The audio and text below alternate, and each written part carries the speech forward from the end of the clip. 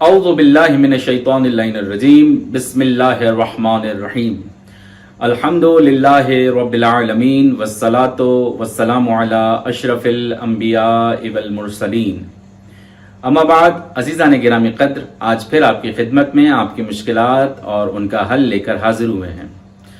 آج جس مشکل کے بارے میں گفتگو کریں گے یا جس مشکل کا حل بیان کریں گے وہ ہے دشمن سے امان۔ آج کل کے دور میں دشمنیاں بہت زیادہ بڑھ گئی ہیں اور اس کے بارے میں بہت زیادہ پوچھا بھی جا رہا ہے، مسلسل آپ کے سوال موصول ہو رہے ہیں، اور اس سے پہلے کہ میں اس کا حل بتاؤں، عرض کروں کہ اپنے اندر برداشت پیدا کیجئے۔ بنیادی وجہ دشمنی کی یہی ہے کہ ہم ایک دوسرے کی بات کو برداشت نہیں کرتے اور پھر یہ چھوٹی چھوٹی دشمنیاں بہت بڑی دشمنیوں میں تبدیل ہو جاتی ہیں۔ سب سے پہلے اپنے اندر برداشت پیدا کیجئے کہ جیسا مولا کائنات نہج البلاغہ میں فرماتے ہیں، آلت الریاست سعۃ الصدر، ریاست کا ٹول جو ہے، یعنی اگر آپ کسی کے اوپر بھی حکومت بھی کرنا چاہتے ہیں تو آپ کو برداشت کرنا پڑے گا، سینہ کشادہ کرنا پڑے گا تاکہ ایک دوسرے کی بات کو برداشت کیا جا سکے۔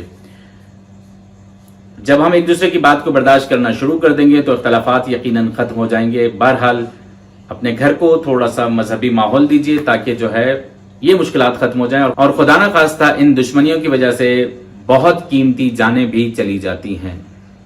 امام جعفر صادق علیہ الصلوۃ والسلام فرماتے ہیں، اگر کسی کو دشمن سے بہت زیادہ خوف ہو یا کسی کا دشمن کسی کو آزار پہنچانا چاہتا ہو، تکلیف پہنچانا چاہتا ہو، تو وہ اپنے پاس سورہ کوثر لکھ کر رکھ لے۔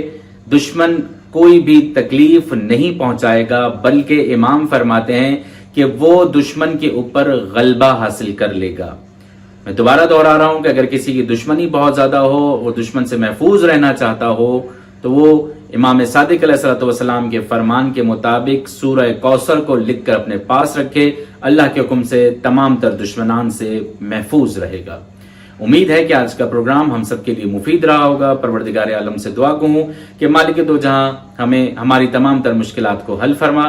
والسلام علیکم ورحمۃ اللہ وبرکاتہ۔